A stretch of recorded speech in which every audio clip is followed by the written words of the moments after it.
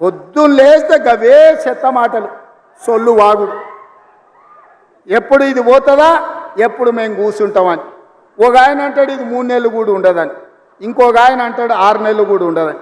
నేను చెప్పదలుచుకున్న సన్నాసులను, ఎవడైనా 3 నెలలో 6 నెలలో ఈ ప్రభుత్వం ఉండదు అని గ్రామాలకు వచ్చే మా కార్యకర్తలు వాళ్ళని పట్టుకొని యాప చెట్టు కట్టేసి లాగుల తొండలు ఇచ్చి కొడతారని చెప్పి నేను ఈ సందర్భంగా చెప్పదలుచుకున్నా.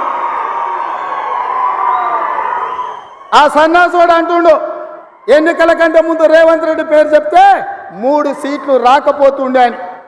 నేను ఇవాళ ఈ వేదిక మీద నుంచి ఆ సొల్లు వాగుడు వాగే కేటీఆర్కి నేను సవాలు విసురుతున్నా. బిడ్డ, ఇవాళ నేనే ముఖ్యమంత్రి, నేనే పిసిసి ప్రెసిడెంట్ను. రేపు రాబోయే పార్లమెంట్ ఎన్నికల్లో నేను సవాలు విసురుతున్నా. నీ చేతనైతే దమ్ముంటే, నువ్వు మగోడు అయితే ఈ తెలంగాణ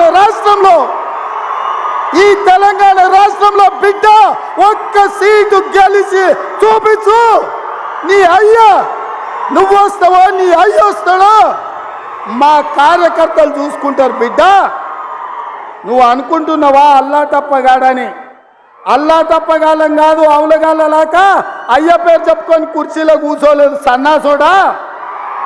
కింది నుంచి కార్యకర్తగా కష్టపడి జెండాలు మోసి లాఠీ దెబ్బలు విని నీ అక్రమ కేసులు ఎదుర్కొని చెర్లపల్లి చెంచల్గూడ జైల్లో మగ్గినా భయపడకుండా లొంగిపోకుండా నిటారుగా నిలబడి నిన్ను, నీ అయ్యను, నీ బావను బొందబెట్టి ఇవాళ కుర్చీలో కూర్చున్నాం.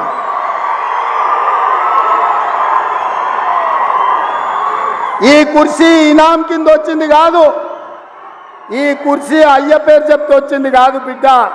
నల్లమల్ల అడవి నుంచి తొక్కుకుంటూ వచ్చి నీలాగటో నెత్తి మీద కాలు పెట్టి తొక్కి ఆ కుర్చీలో కూర్చోబెట్టిండు మా కార్యకర్తలు. ఇవాళ కుర్చీ ఉందంటే అది మా కార్యకర్తల త్యాగం. ఇవాళ కుర్చీ ఉందంటే మా కార్యకర్తల పోరాటం. ఈ కార్యకర్తలు వీళ్ళు నాకు అండగా నిలబడ్డంత కాలం, నన్ను భుజాల మీద మోసినంత కాలం, నువ్వు కాదు, నిన్ను పుట్టించిన నీ అయ్య కాదు, వాళ్ళ దేవుడు వచ్చినా ఈ కుర్చీని తాకలేరని నేను ఇవాళ చెప్పదలుచుకున్నా.